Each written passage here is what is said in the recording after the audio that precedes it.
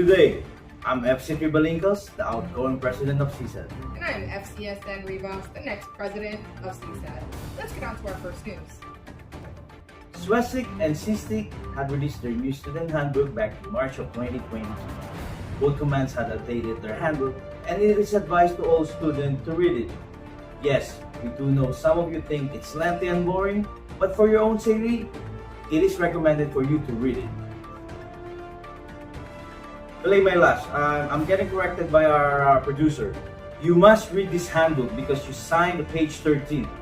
Everyone needs to read this command handbook so you have a basic understanding of the command's regulation and services.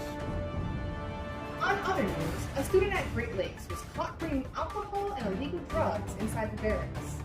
This event happened on Friday evening as the backkeeper noticed a concealed bottle inside the student backpack. The student violated the Student Handbook Regulation Chapter 2, Tac 7. The student is currently waiting to go to Captain's Mast for deliberation. Meanwhile, another student was caught with adult sex toy inside their barracks room. The NMTI was doing the random room inspection and saw a device under the student's table. The device was confiscated for evidence, and the student will be charged under the Handbook Regulation Chapter 2, Tag 4, where it states DOD policy prohibits public display of pornographic materials and possession of adult sex toys in the barracks. Gee, it must be tough explaining yourself to the captain with this kind of charge. On lighter news, CSADD had successful turn of events doing their volunteer work for the community. A number of students joined SCAN to sort out the items at the thrift store here at Great Lakes Command. This event happens every Tuesday, where the students muster at the Cater Smoke Deck at 17:45. If you are interested in joining these volunteer events, you can message the volunteer coordinator via the Instagram at CSADD Great Lakes. Breaking news! A student was hit by a privately owned vehicle while crossing the street from Constitution Field. We have FC3 Mustas reporting live at the scene. FC3 Mustas, can you tell us what happened? FC3 Balingcos, I'm currently here at the scene where the gruesome event happened. A student was crossing the crosswalk when a vehicle hit him. According to the witnesses, the student was not wearing any glove belt and was using his cell phone while crossing the street. He was not paying attention to the traffic. I think we still have the victim here. Hold on, let's talk to him. Sir! Sir, can you get up, sir?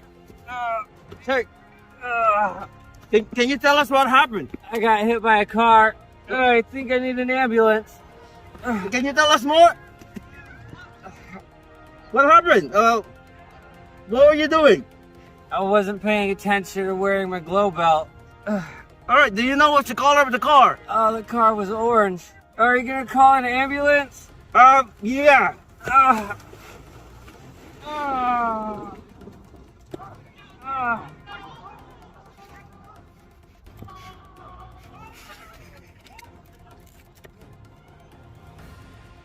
The cover is still at large. The cover is still at large, and the victim said he saw an orange car. The suspect drove away after hitting the victim. That's the news that I got. This is FC3 Mustache reporting live. Back to you, FC3 Balingcos.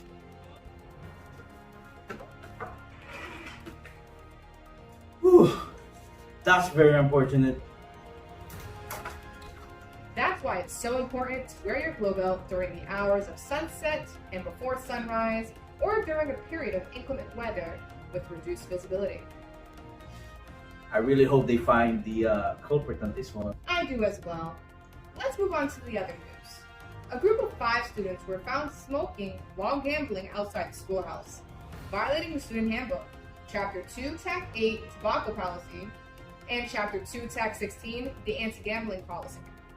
These students are being summoned to see the captain and will face charges against them. And for our informative policy update, we will discuss 2 policies for your information.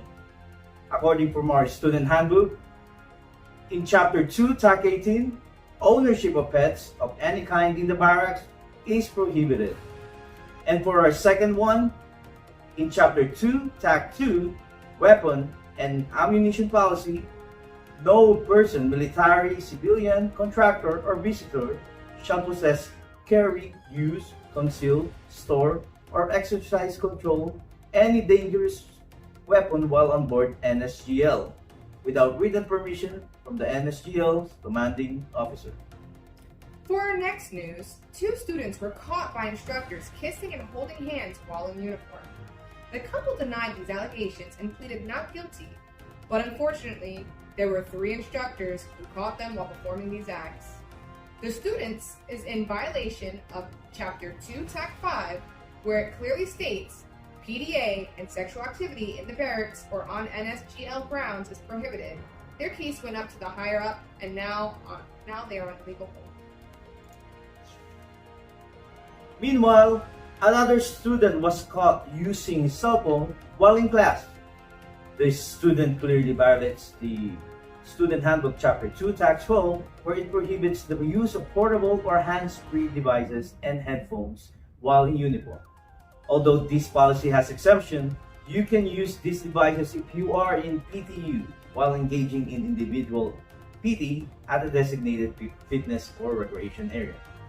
Also, it is prohibited at all times to use these devices if you are transiting base roadways, street, and sidewalks. Not trying to be insensitive about the news earlier, but the student who got hit, violated this policy. Also, when he was crossing the street, according from the witnesses, he was wearing his headphone and not paying attention. That's very unfortunate. Speaking of which, we have a follow-up news update in regards to that incident. FC3 Mustache, come in. Yes, FCN Rivas, I have a follow-up update on the hit-and-run incident earlier.